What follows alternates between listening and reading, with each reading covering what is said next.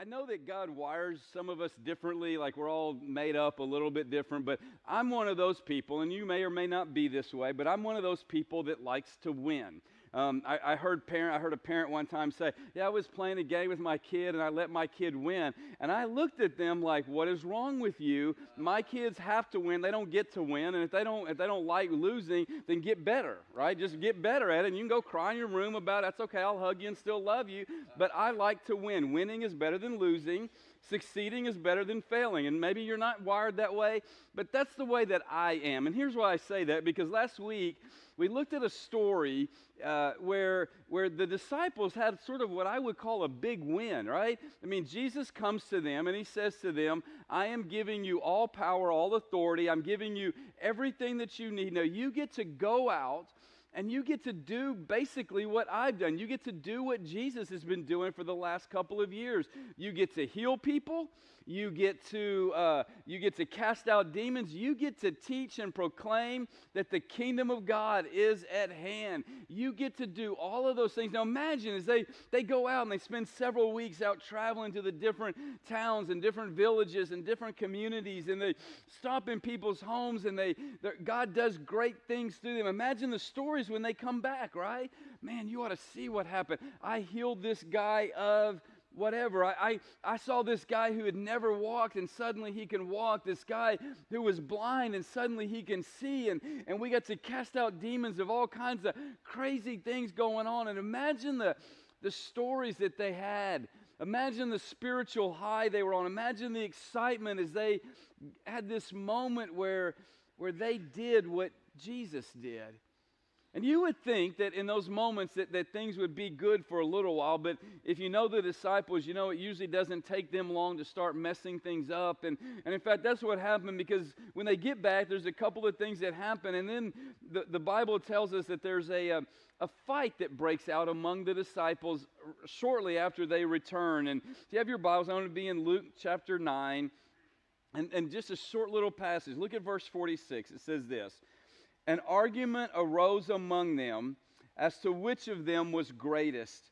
But Jesus, knowing the reasoning of their hearts, took a child and put him by his side and said to them, 'Whoever receives this child in my name receives me. And whoever receives me receives him who sent me. For he who is least among you all is the one who is great.'" So this argument, like many arguments, really does reveal the heart of the disciples. And what I think the disciples were struggling with, because so many people in that time were struggling with this, is that they really expected Jesus to build an earthly kingdom. They expected that Jesus would travel around and start teaching and healing and doing miracles. And then one day he would call out to all of the people following him and basically say, "It's time to rise up. Go get your swords, get your weapons. We're going to create an army. And what we're going to do is we're going to then destroy Rome, and we're going to restore Israel, the nation of Israel, back to its place of promise. We're going to make it like it was when David was king." And so they were traveling around expecting any day now Jesus would sort of begin his earthly kingdom, begin to take over, and they were going to be on the inside track for great positions. Right? They were going to be the ones who would be the equivalent of the generals and the Secretary of State and all of these powerful kind of maybe what we would call cabinet positions. All these different things that they would look at and go, "You know what? We're going to be important people because we were with Jesus at the beginning. So when Jesus takes over, we're going to get to be great just like Jesus was, just like Jesus is." And they wanted this place of importance. Now, it's easy for us to look at them and go, "How foolish you are," right? It's easy for us to look at them and say, "How silly," because we know things like, we know that Jesus did not come to create an earthly kingdom for a few people, but instead, he came to create a spiritual kingdom that was open to all people. And we know that Jesus didn't choose the disciples because of how smart they are or how great they are, how they, have these amazing gifts and abilities. He chose them actually because they were weak so that everyone would know how great Jesus is, because he could work through someone like Peter and James and John. And we know that Jesus was great, not just because of the power that he had, although he did have great power, that he was great because he was willing to sacrifice everything for us. And we know all of that, but they didn't know it, and yet we're not all that much different from them, are we? I mean, can we just be honest that most of us would like to feel or be important in life? That most of us would like to know that our life has value and significance, that most of us would love to have power or influence or control or whatever it is, and it may look different ways for different people, but we live in a world that highly values power and importance and prestige and all of those things that the disciples were looking for and were longing for. And so as Jesus hears this argument of who's the greatest, who's more important, who's going to have a bigger position when the kingdom comes, Jesus walks over and he grabs a child. We don't know how big or how old, but it looks like tall enough to stand and walk on their own and old enough to do that. And he takes that child and he pulls him close to him. And he says, you want to know what great is? Greatness is how you treat this child. And he does something by just radically redefining and helping them understand what greatness truly is. You see, one of the things, the reasons that we want to be important is because when you're important, people do things for you, don't they? When you're important, people take care of the needs that you have. When you're important, people laugh at your jokes even when they're not funny. When you're important, people tell you how good you are because they think if they tell you how good you are, maybe you can do something for them in return. And so when you're great, when you're important, people tend to serve you. I think I told you the story before. Him and I were listening to a comedian talk, and he's a former writer of Saturday Night Live, and so he, in his career as a writer on that show, interacted with a whole lot of really well-known, really famous celebrities, and someone once asked him, are celebrities anything like us? And his answer was no, and he goes, let me tell you why, because one time Mick Jagger was on the show, and Mick Jagger was standing there, and he goes, you know what, I want a Coke. And he says before he could turn around, some 20-year-old intern runs up with a cold Coke already open and places it in Mick Jagger's hand as he raises it to his mouth. So the only thing he has to do is just drink it. He says he probably would have poured it in his mouth if he could have, but that's all it took because Mick Jagger's important enough to have some 20-year-old follow him around and give him a Coke whenever he wants a Coke. Like that's who he is. That's the life that he lives. And sometimes we look at that and we think, you know what, if I'm important, people are going to take care of me. People are going to give me, I'm going to have what I want in life. And that's what the disciples were saying. I want to be important. I want people to serve me. I want people to give to me. I want to say, I want a Coke and it appears in my hands. Right? That's a good day. And that's never happened in my life, so it's only theory, okay? And he's saying that, and then Jesus comes up and he says, listen, I've got all the power. I mean, if there's anyone that has power, it's Jesus, isn't it? I mean, he's the guy who spoke and out of nothing came everything. That's power, isn't it? The Bible says at any moment he could call down a legion of angels to do whatever he wanted. And if you know anything about angels, it usually only takes one or two to get the job done. And he can call down hundreds of them to do whatever he wants. He's the guy who in his full godness can hold all of creation in the palm of his hand. He has all of the power. And he says, let me tell you, greatness is not found in all of my power. Greatness is not found in the fact that I can make you do what I want you to do. Greatness is found in how you treat people that have nothing to offer you. It's important that he pulls a small child. Now, let me be clear. I love children. Children are awesome. They bring joy and excitement and all kinds of great things to the world. But children take a whole lot more than they give. And kids, if you're in here, I'm sorry. One day you're going to know this. Right? They take a lot more. I mean, all the good things that kids have, you know what none of that does? Puts food on my table. and it doesn't pay my bills, and it doesn't make my life any easier. In fact, everything about it makes it more challenging. Even though it's full of joy and even though they're awesome, children take a whole lot more than they give. And even just beyond money and finances, they take your time and they take your energy, and they make you stay awake into the middle of the night worrying about them and praying for them. They'll take your heart and just break it sometimes, won't they, in a way like no other person can. And children take a whole lot more than they give. In fact, and again, I don't know how they came up with this number, but on average, from birth to 17, it costs you $233,610 to raise a kid, and that has to be a boy because my girls cost twice that much. That you are expensive little creatures, and you cost a lot, and it takes a lot, and you can't really return financially all that it takes. And Jesus is saying, look, they may not have anything to give you, but they have eternal value, not because of what they had, but because of who they are. And so he says to the disciples, and I think he would say the same thing to us, that greatness is not giving, serving, loving people who have something to offer us.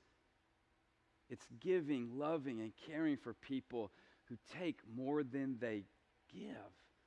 I want you to imagine for a moment that as I'm talking this morning, that those back doors fling open and Jesus walks in.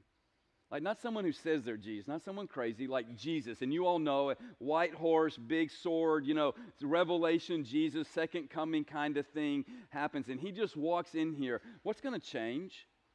First of all, I could keep talking and none of you are going to listen to me, right? Because you're like, oh, are you still talking? Right? Jesus is here. You're going to listen to him, and you're going to look at him, and you're going to say, what do you want, Jesus? And what are you saying? And your demeanor's going to change, and you're going to maybe sit up a little bit taller, and you're going to start talking nicer to each other, aren't you? And you're going to go, gosh, don't think about that. Don't think about that, because he can know what I'm thinking, so don't think about that. And you're going to go through all of that stuff.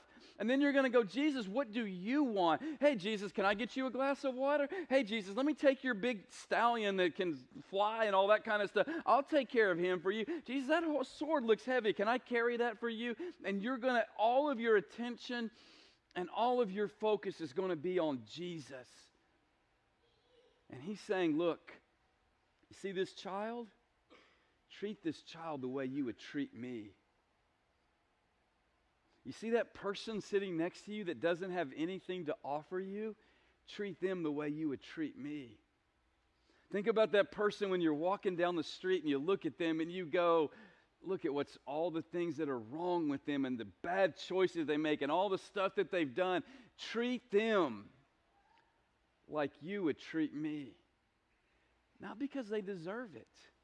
Not because they have anything to offer you. Not because they're worthy of it. You see, greatness is when we give our best to those that have the least to offer. And he's not just telling us to do this, is he? This is what he did for us. Do you think you have anything to offer Jesus that he needs? Does he need your time? He's sort of timeless, isn't he? He's got plenty of time to do everything he needs to do. He doesn't need yours. You think he needs your stuff? Like, oh man, if Stephen would just let me borrow his car, life would be great. Right? You think he needs your stuff? He owns everything. Again, it's right there for him. He has it all. Do you think somehow if you love him more, he's going to be like, oh my goodness, Stephen loves me. Man, everything is perfect in life. Or even I'll just say, oh, Stephen doesn't love me. I guess I'm not God anymore. Do you think that you and I have anything that Jesus needs? And yet, he died to pay for my sins. And yet, he loves everything about me, everything about you. He knows you. He cares for you. He went to the extreme to show how much he loves you, not because you have something to offer him, but because he is truly great. greater in ways that I don't think you and I are going to understand till we get to heaven. And he proved that like so many times. There's this story later on in the book of Luke, and some of you may be familiar with. If not, it's okay. And it's a story where these 10 lepers are encounter Jesus while he's traveling. And in that time, leprosy it's still a horrible disease. At least we can treat it now. But in that time, it was an incredibly horrible disease. There's no treatment, nothing to do for it. And it makes you rot. Right?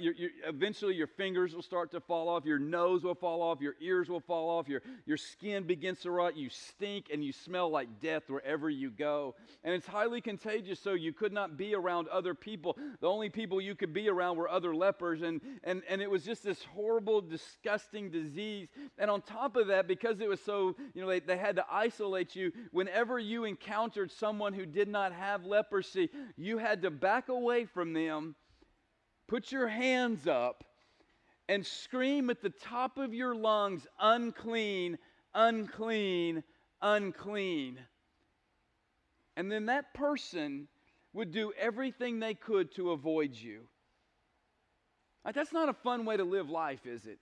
That's not something wherever you encounter someone, you have to tell them you're unclean so that they can avoid you. And this isn't just crossing to the other side of the street. This is like we're going as far around as we possibly can because we do not want to be around someone like you, someone messed up like you. And these guys encounter Jesus. And they yell at the top of their lungs, unclean, please, Jesus, help me. Please, Jesus, help me. And Jesus goes to them and he heals all 10 of them like that. Their leprosy is gone. I actually believe that their bodies regrew, right? I mean, the way it's described is they had to go to the priest and prove that they were now clean, now they were now healed and whole. And I think just instantly they were made clean, which meant for them they could be around other people again. Which meant for them they could get a job and support themselves. It meant they could return to their families that some had probably not seen in years. He gave them an entirely new life. And as they are leaving to go to the priest, because they had to go to the priest and they had to literally strip down in front of him to make sure there was no leprosy. And as they're going to the priest to have him prove to everyone that they are now clean, 9 of them leave and 1 of them returns and he falls down on his knees before Jesus. And he begins to worship him. And in Luke, later on in chapter 17, verse 17, it says, "Then Jesus answered, 'Were not 10 cleansed? Where are the 9? Was no one found to return and give praise to God except this foreigner?'" You see what he's saying there? I healed 10 of you. 1 of you returned. So 90% are ungrateful, 10% are. Right? I like it 10 because that's good math. I can figure that one out. And he's saying the one who came back wasn't even a Hebrew. He wasn't even one of God's people. He was an outsider, and the outsider was the only one who realized the great thing that God had done for them, and the only one that comes back and praises him, the only one that comes back and falls down on his knees, the only one that says thank you. Now listen, if you had been God, if I had been God, and knowing everything, knowing that only 1 out of the 10 would return, what would our temptation be? I'll heal the 1, and you 9 losers can figure it out on your own because you're a bunch of ingrates who don't deserve to be healed. And don't act like you're better than me because you'd do the same thing. Right? Do you think about the fact that that night leading up to the crucifixion of Jesus, that there's this trial, this fake trial, and the leader comes out and says, "Hey, I'm going to give you a choice because I don't think it's right that we should kill this guy. Jesus doesn't seem to have done anything wrong, so I'm going to let you choose. You can either choose to crucify Jesus or you can choose to crucify this guy named Barabbas, who was a horrible, sinful, murderous person that everyone knew was guilty of everything and deserved to die." He says, "You get to make the choice." And they said, "Let's kill Jesus." These are the same people who the day before Jesus had been healing. The same people who Jesus had given sight to, had fed, had helped them walk who they'd never walked before. You realize the same people calling out to crucify Jesus were the ones that he had taught and lifted up and encouraged and done all of these miraculous things to, and now here they are saying, we want you to kill him. Would you have healed those people? Would you have shown them the love and compassion that he did? You think about the people even today who know all of the things that Jesus did, and some of us still reject him and say, I don't need you, I don't want you, I don't care about you. And yet he still died on the cross to pay for your sins. He still offers you the gift, and all you have to do is take it. Why is all of this important? That Jesus did not show us love. He did not heal. He does not give hope. He does not give forgiveness because we deserve it. He does it because he's great. Because he's great enough to say, I'm going to love you. I'm going to love you. I'm going to love you because I choose to. Listen, if you treated me like I treated Jesus, I might have a hard time loving you sometimes. I mean, if I ignored, rebelled against, took someone who's trying to do the best for me and said, I don't want you, over time I might just get fed up with that. But that's not the Jesus that we serve. And he does this amazing thing when he says, I want you to know what greatness is. And greatness is not found in treating people who treat you well. And just work with that sentence there.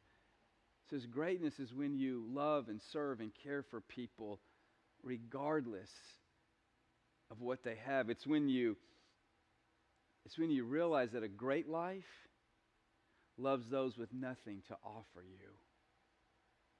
So here's my challenge for you this week. And it's not an easy one. I want you to think about the people in your life that have nothing to offer you. And you know who they are. I want you to think about the people that you encounter and spend time with. Maybe the strangers, maybe it's people that you work with, maybe it's the guy begging on the side of the road, maybe it's the whatever, you fill in the blank. I want you to think about the people in your life that have nothing to offer you, and I want you to pick one, and I want you to serve them the way Jesus served you. But Stephen, they don't deserve it. I didn't ask if they deserved it. You don't deserve it. But Stephen, it's not easy. I know. It wasn't easy for Jesus. I'm not asking to make it so you get, they're going to suddenly change and everything's going to be perfect. I don't know what's going to happen. I'm asking you to become great. Not great like this world says great, where people serve you. Anyone can do that. I'm asking you to pursue greatness like Jesus was great. Maybe it's as simple as paying for the coffee or the meal of someone in line. Maybe it's saying a kind and encouraging word to that person who is not kind or encouraging. Maybe it's treating the person below you like they're above you. Maybe it's just saying, God, show me what I can do to love, to care, to serve for people the way that you have done it for me, for the least of these, for those that have nothing to offer. And so what that means is that we're going to serve so others don't see. Like if it's all about look at me and how great I am, then it's really not serving, is it? There's that great story in that this widow walks up and she gives her 2 mites, right? And right before she gives her 2 mites, which are maybe even less than 2 pennies in our day, and she gives the smallest amount of money that's even possible to give. And right before that, these priests come in, these very religious people come in, and they took like their $100 and made it all into pennies, so it was like a big bag of money, maybe not a whole lot, but a big bag, and they had this big metal container they put all of the money in, and they like poured it really slow so it clanged and made lots of noise, and everyone looked up and said, "Oh, look how much they're giving." And then this poor widow comes over humble and just gently places her money in, and Jesus asks which gave the greater gift. And everyone initially is thinking, well, the guys did, because they had all the money. They gave a whole lot. She didn't really. Hers didn't make any difference. It didn't matter one bit. And Jesus goes, no, you're missing the whole point. Hers was greater because she gave all she had with a heart seeking after God, rather than saying, "Look at how great I am." And I want to challenge you to serve those that have nothing to offer you, so you don't get credit for it. In fact, I think the second part is, if anyone's going to get credit for it, serve so Jesus gets credit. Make sure that if someone says, "Hey, why are you doing this? Why are you living this way? Why are you whatever?" Fill in the blanks, that you say, "Listen, I want to tell you what the great Lord did for me. He took this messed up, broken person, and He gave him life, and He forgave him, and He died to pay for my sins. He gave me the greatest gift ever. So anything I do is just because of what He did for me. And by the way, He can do for you what He did for me. So don't give me credit, give Jesus credit. Because my very breath belongs to Him. Without Him, I am nothing and I have nothing, and yet He loved me." But I also think we need to serve by giving your best. God did not give you His leftovers, did He? Like, you ever think about that? Like, He gave His what? His Son, Himself. He didn't give you some leftover, "Oh, I got a few dollars at the end. Oh, this will work out. I don't have anything else to do but live for 33 years of sinless life and then die on the cross, so I'll just go ahead and do that." He did not give us His leftovers. He gave us His best.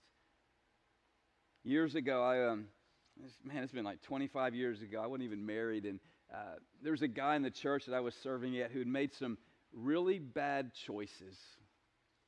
He made bad choices. It was his fault, and he was about to go to jail for a very long time for his really bad choices. And he had second and third chances, and all of his choices were just sort of crashing down on him. And he was going to have to go to court for the trial, and he really did not have anything to wear because he lost everything. All he had was a pair of shorts and a t-shirt. And he comes to me and he says, "Stephen, can you give me something to wear? Do you have something I can have to wear, borrow? I'll give it back to you." I'm like, "Whatever." And because I need to have something presentable to wear to court.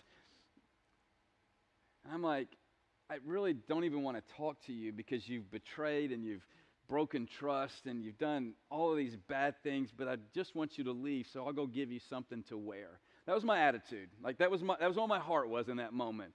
And I go into my room and I go to my closet, and where do you think I go in my closet? I go to the very back of my closet, right? To those clothes that I have not worn in years. I'm just too lazy to throw them out, right? But they're back there, so they keep getting pushed further and further to the back. And, "Oh yeah, I forgot all about that. I hadn't seen that in years." And I go back to the back of my closet. I'm about to reach in and grab some clothes that are in the back of my closet. And I hope you don't think I'm crazy, but I heard the voice of God saying no. And I looked to the front of my closet, and 3-4 days earlier, I'd gone shopping, and I don't buy a whole lot of clothes. And now that I have daughters, they dress me, so if I look good, it's because of them, and I'm thankful for that, because I'm not really into fashion and clothes, but I had just bought some clothes. Spent a decent amount of money. Some of them I hadn't even worn yet. And I saw those, and God said, "That's where you're pulling from." And God and I had a little argument that day in my closet.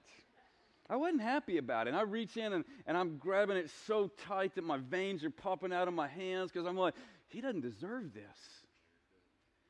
He's in this trouble because of his choices. People have tried to help him for years. He does not deserve this good clothes. He doesn't deserve anything. He should have to go to court in his shorts and his t-shirts because he did wrong." And God said, "So did you, Stephen. So did you. I don't deserve to stand here and breathe. I don't deserve the forgiveness that God's given me. I don't deserve the friendship, the family, the life that I have. But God didn't give me his leftovers. He gave me his best. And I reached in that closet and I grabbed those clothes. I'm not saying I'm happy about it. I wasn't. Because I knew it was going to happen. And he went to court and they took him away and they put those clothes in some bag somewhere and they probably stayed in that bag for 10 years until he finally got out.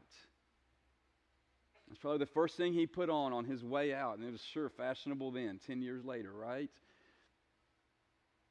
And I gave them to him. And I don't say this about me, but I say this because in that moment, I was a follower of Jesus because I did what Jesus did. Not great. Well, I have a good attitude about it. I'm still a little bitter 25 years later about that. But if we're going to claim to be followers of Jesus, that's what this whole series is about. What does it mean to follow him? If we're going to claim to be followers of Jesus, then we are going to serve and love and give like Jesus did to us. So who in your life takes more than they give? Who in your life doesn't deserve it? Who in your life can you love and serve like Jesus did for you? And so this morning, don't make it a theory. Don't make it a good idea. Oh, that's great if something comes up. Because Jesus didn't wait for us. He came for us. So find someone who doesn't deserve it. Find someone who we shouldn't. Find someone who takes more than they give and serve them the way that Jesus serves you. And that is what greatness looks like.